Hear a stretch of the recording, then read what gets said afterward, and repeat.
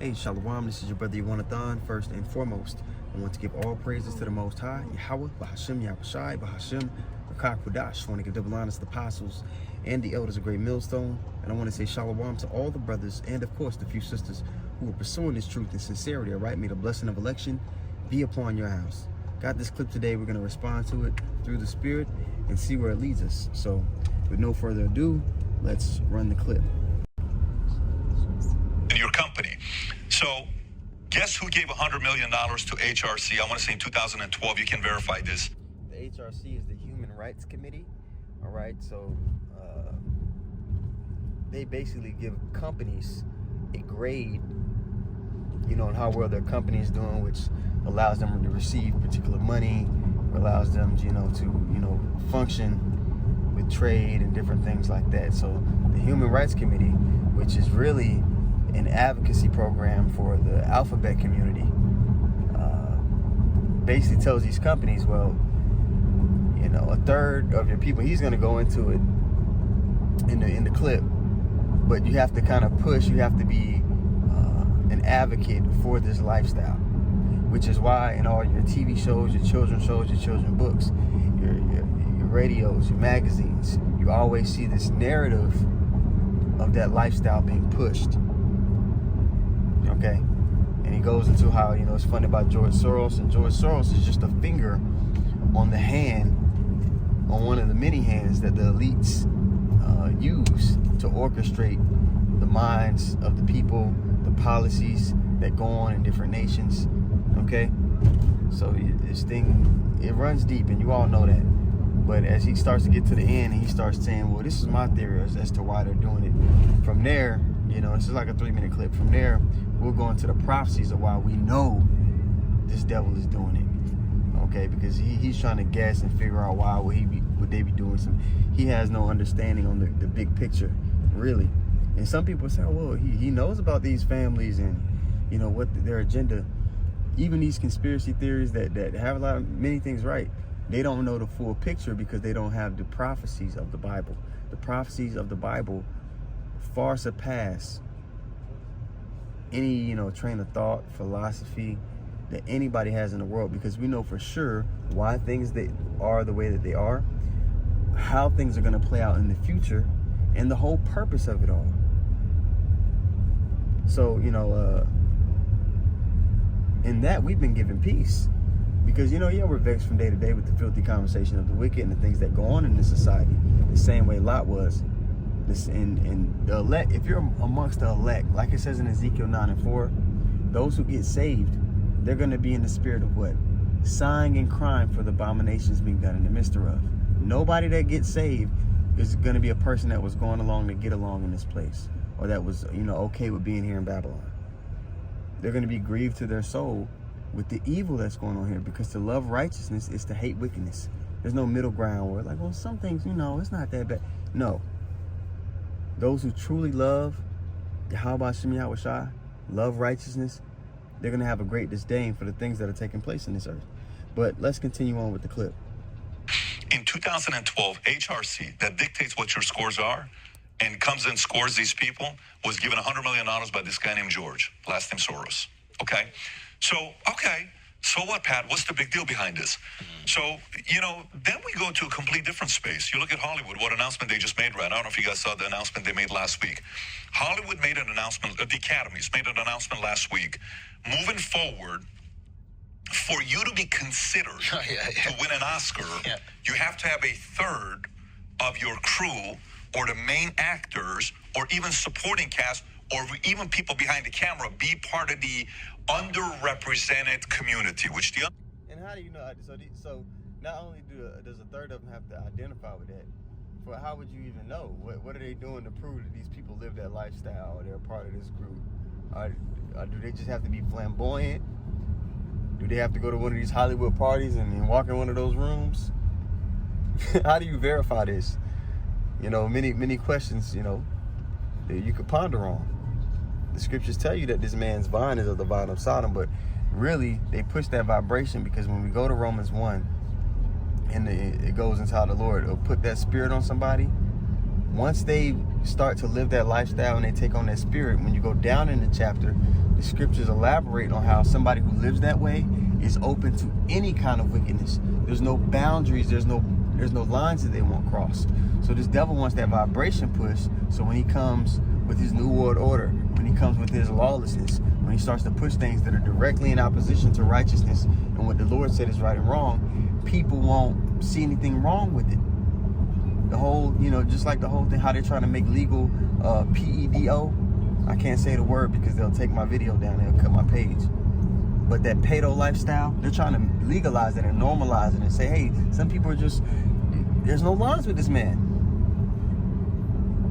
And he wants to attack the children because, like the scriptures say with righteousness, raise up a child in the way that he should go, so when he grows old, he will not stray from it. If you raise up a child in wickedness, as they get old, they won't stray from that either. So this man is in direct opposition with the Most High. All right? So let's continue on here. The represented community is LGBTQ. I think it's women, it's black, it's disabled, it's all these things that they have, right? Yeah. If you don't have a third be a part of that, guess what? You are not able to get nominated for an Oscar, which means, if we go to Titanic, would have never been nominated and would have never won. If we go to Godfather, it's not going to happen. If we go to all the, Saving Private Ryan, not going to happen. You go to all these great movies that have won Oscars, that'll never happen. So what does this do? It's an attack on masculinity. People wonder why, in every show that, especially that revolves around family, and they try to not to make shows about family, but every show that revolves around family within the past 30 years, the father is a bumbling idiot, and the mother, she's the only one with answers or understanding on how to navigate. Has that never crossed your mind? Or why is that the perception? Why are they always putting this man in this light or saying, oh, he's toxically masculine? Because when you have strong men, there's certain things that you can't push on a society. There's certain things that you can't push on children. Because when you have strong men, they're not going for that. They're not just going to allow anything to happen in their communities, in their families, in their households. So if you need to control people, you have to attack masculinity. You have to remove the men out of the way. The scriptures even tell you, if you want to destroy a house, you must first bind the strong man. So why do you think masculinity is under attack? Is it because women, were treated unfairly? No. Men live their whole lives to make sure that their women and their children are good. That's the whole. But men's lives revolve around taking care of the woman. The scriptures even say that. So that was never the case. Even in ancient Israel, men would go to war and die so that their wives and their children were safe. So this whole narrative of, women need, dude, we could sit here in an hour and go into the history of why this man pushed that vibration on the earth. We could talk about Margaret Sanger. We could talk about all these people that were operatives, CIA operatives, and it was a psyop on the people. So, this is a continuation of the family unit being under attack. Anything to remove the man out of the home, to have discord, especially amongst the men and women of Israel, okay? But at the end of the day, most of our women are far too gone. They just have to die, and then the women that are going to be saved are going to be saved. And then they'll be brought back in the kingdom. All right, but he's going into the nuances of how these things are taking place.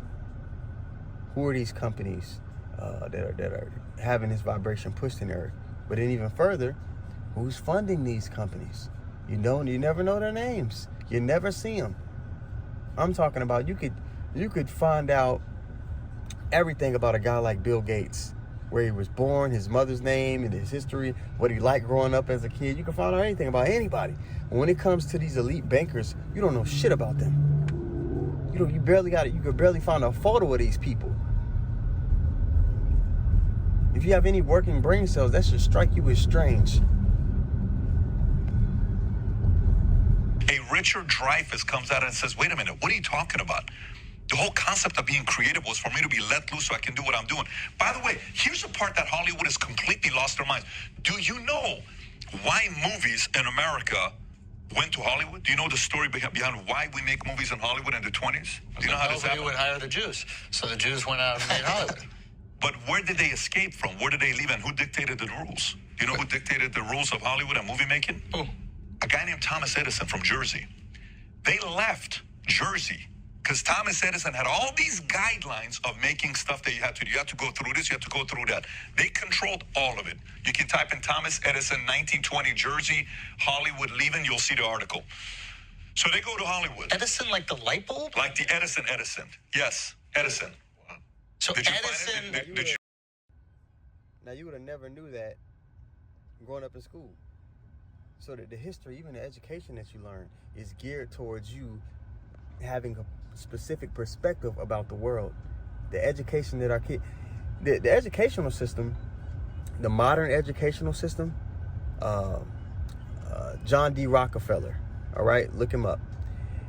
The same guy who basically took over the medical industry, because all the doctors in America at one point used to use herbal medicine, holistic medicine, and people were being healed, okay? But he was a big oil mogul. So that's when he started lobbying and paying people to say, hey, we should use petroleum-based drugs. That's where you get your pills and all your modern medication from, which doesn't actually heal people. It just puts off the symptoms of whatever they're suffering from, which is why they always have returning customers. The medical industry is designed to have people in a revolving door to where they always have to come back. Okay, if you heal somebody, you just lost a customer. You see? But with the petroleum-based drugs, now the Rockefeller family is making money in a whole different field than the automobile and gas industry. Same thing with the educational system. He needed people in his factories that were smart enough to get the job done, but not smart enough to ask questions and have their own ideas, which is why the school system is basically based on memorization, okay, being able to follow a manual or instruction step by step. And outside of that, what is the educational system? And the kids that are open thinkers, that like to touch and feel and start to want to experiment and understand things for themselves and ask questions and want to get out and see, well, why does this work this way? And the kids that do move like that, they say, oh, your kid has ADHD. He has a problem. We need to medicate him. You understand? Everything that you intake in this society is geared to mold your mind so that you can continue to be a slave. Everything. It's divine intervention that the Lord has allowed us to wake up to this truth. You see? All right, let's continue on with this clip here. Find the article, Edison? Yeah, I'm pulling it up right now. Yeah, so Edison, the light bulb Edison guy, Yeah. forces the creatives. They're like, dude, let me alone. Let me just go make what I want to make. Why are you doing this to me? Let's go find this one city called Hollywood. They go to Hollywood. In 1920, 95% of all motion picture movies were made in Hollywood. They gave the double to Jersey and to Edison. They go to Hollywood. They make the movies today. Yep.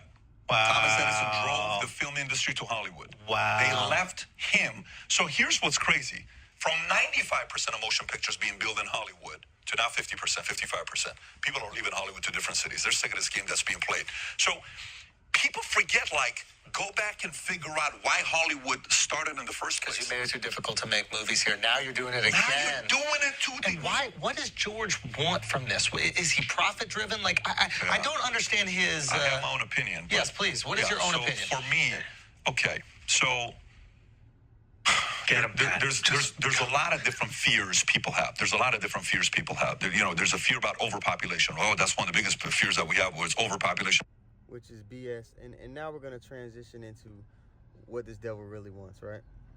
All right, so this is Psalms 49 and 11. It says, their inward thought is that their houses shall continue forever. So they want an everlasting kingdom, which is what's promised to the children of Israel. This all goes back to Esau trying to get his blessing back, right? And usurp the throne of the Most High, override the prophecies of the Most High. And their dwelling places to all generations. They call their lands after their own names, and we know who that's talking about. What man goes around conquering, extorting people for their resources, and then he'll name the place after himself, and then make movies about that place, saying that he's the original people of that place. the list gets really short if you're trying to figure out who that is. All right, so in order for them to have their house continue on forever, they have to make what's promised to the children of Israel, what's promised to us. They have to make it null and void. Okay, so let's go to Psalms 2, and we'll read, we'll just start here at the top. It says, why do the heathen rage and the people imagine a vain thing? Psalms 2 in the NLT, it says what? My child, listen to what I say and treasure my commands. Oh, Salakia, that's Proverbs 2. Click the wrong button. Salakia, guys. Psalms 2, okay, in NLT. It says, why are the nations so angry? Why do they waste their time with futile plans? Because at the end of the day, the Lord controls everything. When he gives you prophecy, it's because he's already written it. He's already spoken it into existence. He has the master key to all creation. Okay? So even what they're doing was written out for them to do. But they're in a trick bag. They think they have some free will, their own dominion. They've been lied to by the spiritual entity Satan, who also works for the Most High.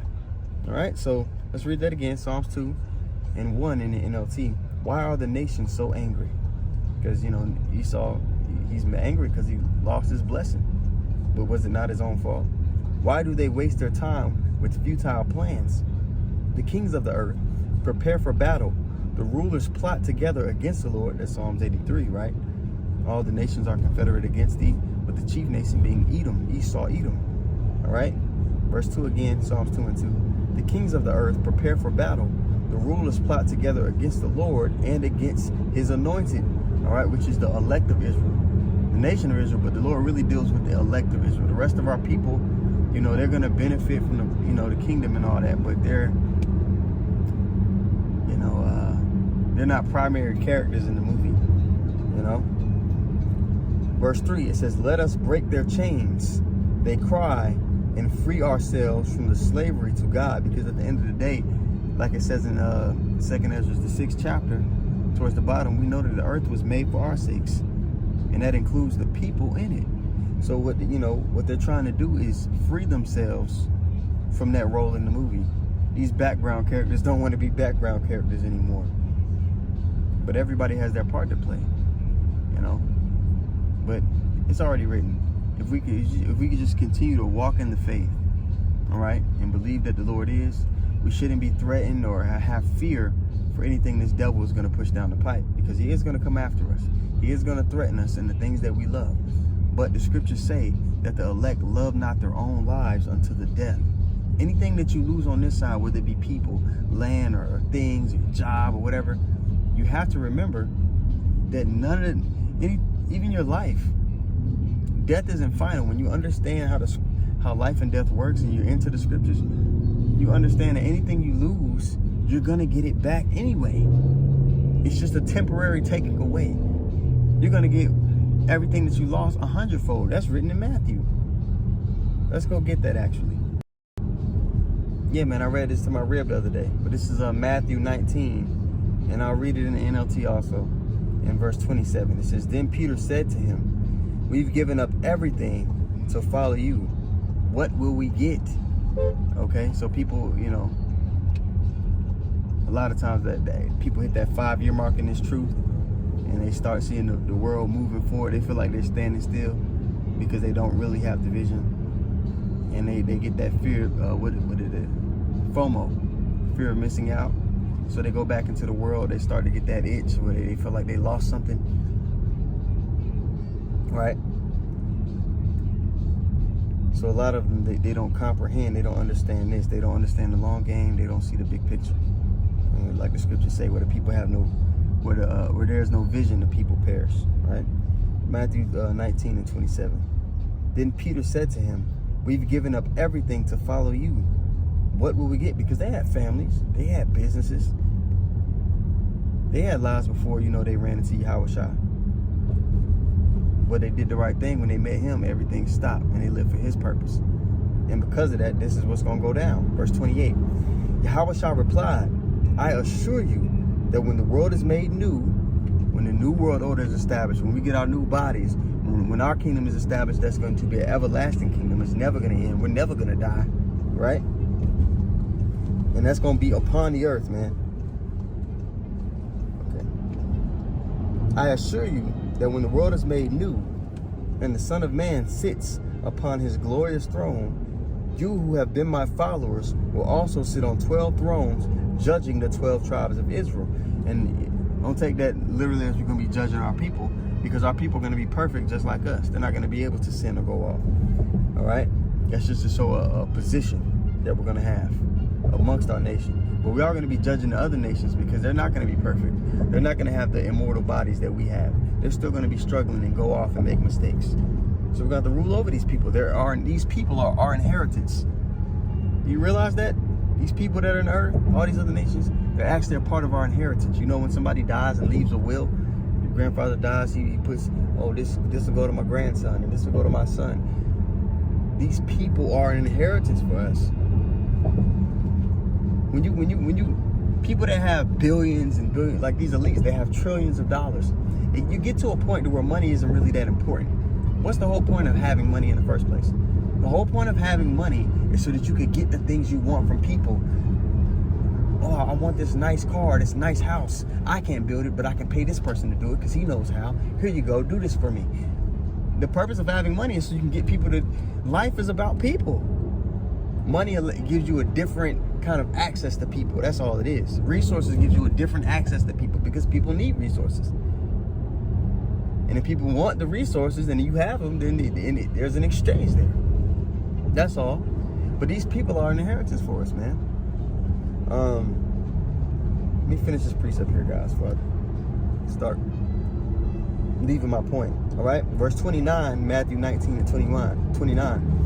And everyone who has given up houses or brothers or sisters or father or mother or children or property for my sake will receive 100 times as much in return and will inherit eternal life. So you got, play the long game, man. Where do your priorities lie? Do your priorities lie with this world that's going to be destroyed and burnt up anyway? Or does it lie with the eternal power, man, who gave you those things in the first place? Verse 30. But many who are the greatest now will be the least important then. Esau, Edom, he's going to be brought low. And those who seem least important now will be the greatest. And that's the Israelite. Especially the Israelite man. The Israelite man is looked down upon. If you ask any nation of people, all right, well, who would you not want to be in this society? Now, you might have the exception, like when it comes to being an athlete or something like that, people will say, yeah. But if you look at the ordinary, just regular black man, these nations, they look down upon a guy like that. Our own women look down. We're the only nation of people where it's a common saying to hear our women say, oh, niggas ain't shit. Niggas. So if you had to say who's last in society, it would be the Israelite man. But that's why the scriptures reverse that when he comes back. He says, I shall make a man as fine as gold, as fine as the gold of Ophir. The most precious gold. He's going to make a man that valuable. So, it's a reversing thereof. That's the last is going to be first. So, it's beautiful to know this truth really gives you comfort. If you're running across this video and you're new and you haven't really learned, man, go click some other videos. Type in Great Millstone and just watch. Even if you don't fully agree, just watch and listen and see, okay, does this make sense? And go look the stuff up for yourself. Don't just believe what we're saying. Go look this shit up for yourself. Be fully persuaded in your own mind. Thus saith the scriptures, man. There's no other way to receive salvation but this way. Okay? So, with that being said, man, Lord willing, the lesson was edifying. I want to give all praises once more to Yahweh, Bahashem Yahushai, Bahashem Rakak Wadash. I want to give double honors to the apostles and the elders of Great Millstone. And I want to say shalom to all the brothers and, of course, the few sisters who are pursuing this truth in sincerity. All right? May the blessing of election be upon your house. Shalom.